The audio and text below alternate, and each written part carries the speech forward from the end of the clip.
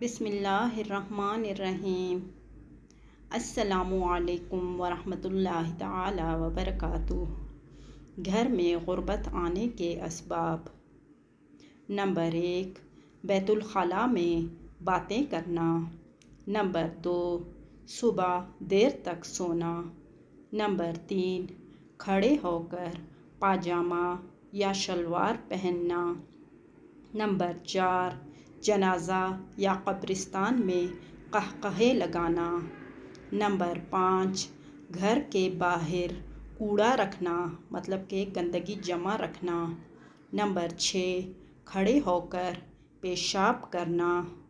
Number 7, रिज़्क़ की बेहुरमती करना, मतलब कि रिज़्क़ को ज़ाया करना या इधर उधर नाहक नाजायज़ फेंक देना यानी।